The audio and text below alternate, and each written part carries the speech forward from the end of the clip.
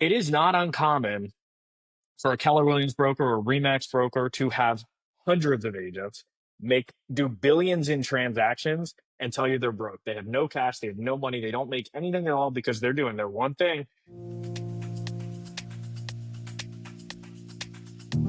So I think of our core business, right? I think of my core business. We were a real estate brokerage. We built a mortgage and title company. Our one thing at that time was recruiting realtors. The more realtors we recruited, the more they would use mortgage and title. Someone still had to drive mortgage and title. And so I think in the beginning, that was me, right? For a realtor, your core thing is to get as many leads as possible, listing and buyer leads. And so our partners sometimes struggle with this. It is not uncommon for a Keller Williams broker or Remax broker to have hundreds of agents do billions in transactions and tell you they're broke. They have no cash, they have no money, they don't make anything at all because they're doing their one thing. They're recruiting. Yeah, you're recruiting, but the agents keep all the commission. There's nothing left over. They want to keep more of the commission and they want more services for it. And then that's where we come in and say, now's your time to make money. This is part of your one thing. This is ancillary to your one thing. Got And it. that's So the it's part more they leave like out. I was in the financial service business. I had over 300 financial advisors, and I was also recruiting people away from Merrill, and they'd get a 90% payout, but Yep. my margins were actually 30% because there was all these ways I could make money. I was being paid for cash at hand every time they traded. You would get money coming from different places from partners. So I guess what you're teaching them is how to leverage what they've built to increase margins. And franchises are trying to play catch up. Last year, we went to the same event. All they talked about, Gary Keller specifically talked about, was adding ancillary services because who wants to own a business that doesn't make any money? Nobody. So what you fall into the trap of, then you go from owning the business and maybe making a little bit to making less and having to sell real estate again. And then you just have a job and you hate it. We take those guys from that position to, within the first 3 months, potentially writing them a $50,000 to $100,000 check in that first quarter, and then just doing that quarter over quarter. So they go from no money to making money to having some freedom and maybe getting their energy back into the business for why they did this. But the franchises are pushing it too because of, I mean, obviously the real estate market's down, right? But in addition to the real estate market being down, that NAR lawsuit against realtor commissions, it created a lot of chaos. So That makes sense. I want to go back to kind of the beginning, kind of your story, because you grew up in a lower middle class household, 5 brothers, mom a teacher, father a cop. What was it that drove you to create wealth?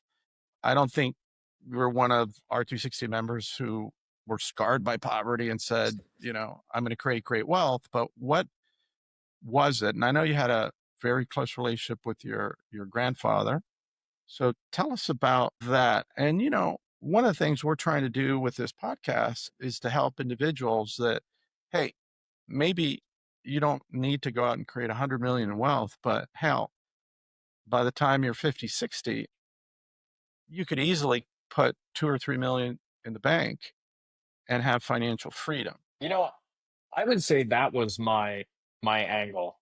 And I've talked to people before and they say, when you talk about becoming a cop, you can feel like energy. You feel excited. And I feel excited when I do it.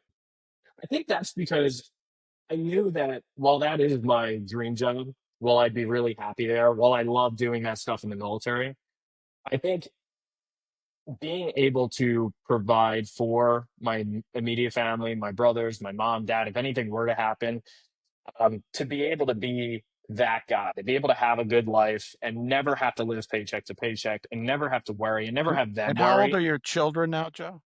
2 years and 6 months. All right. So you got a young family. Oh yeah. Oh yeah. And so do all my brothers. And in my mind, there's this point at which I'm going to sell everything. I'm going to just be putting money to work where I guess I'm almost at that phase now where my companies are running themselves, I'm parking money in other investments. And there's this point where I just sell everything and basically go into law enforcement in some capacity. Interesting. I didn't You know, know I that love it. but yeah, you'd be following your father's Yeah. advice. Like, okay, I have financial freedom. I do whatever I Yeah. want. I want to be a cop. And even you're 35, 36, whenever it happens. I mean, Philadelphia, if there's one Yeah, not place that Philadelphia. needs good cops, I guess your wife wouldn't allow that. Yeah, not Philadelphia, but maybe somewhere rural where it's just bar fights. That is so, so funny. But so tell us about the relationship that you had from a mentoring standpoint also with your grandfather, because I think I see a lot of young people that are afraid to ask advice from older people who are happy to give it. This generation, they don't even call you on the phone. They send you a text like, hello, hi. It's like, hey, if you want to call me, just freaking call me. Right. But, but you had that gene of just asking people, well, you asked people for help that had already accomplished the things that you wanted to do. But where did that come from? I think just a combination of I think gene's almost a good word for it because I can't nail it down to one point, but I remember growing up that I always struggled with.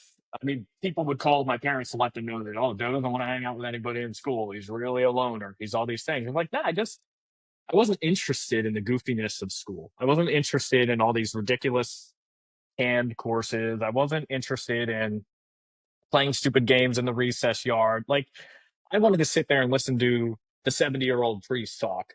I wanted to listen to the nuns. I wanted to listen to the teachers at lunchtime because I was always driven towards, I want to hear what the adults are saying. I want to hear about the news. I want to sit there on my grandpa's couch while he smokes unfiltered cigarettes and watches CNN and hear his feedback, you know? So I've, for some reason, always gravitated towards that. I always gravitated, and because him and my uncle, who lived together for a while, were both in the military, I found myself wanting to be, at Boy Scouts. I wanted to be hands on. I wanted to be in the woods, and that led to Civil Air Patrol and JROTC, and then eventually ROTC in college. So I always had this. I always was a busy kid. I always wanted to be doing things. I was never sitting in front of the TV kid. And so many other kids, especially in my generation, they were and they were interested in things that I just wasn't. I also was never afraid to quit things, which I think drove my dad crazy for a while. But the second I got hit with a T-ball, I didn't have to go back. I mean, it's crazy. How do you get hit with a T-ball? I found a way, but I was like, I don't have to go back to that. That's ridiculous. And I wasn't afraid to just say, that's not for me and move on.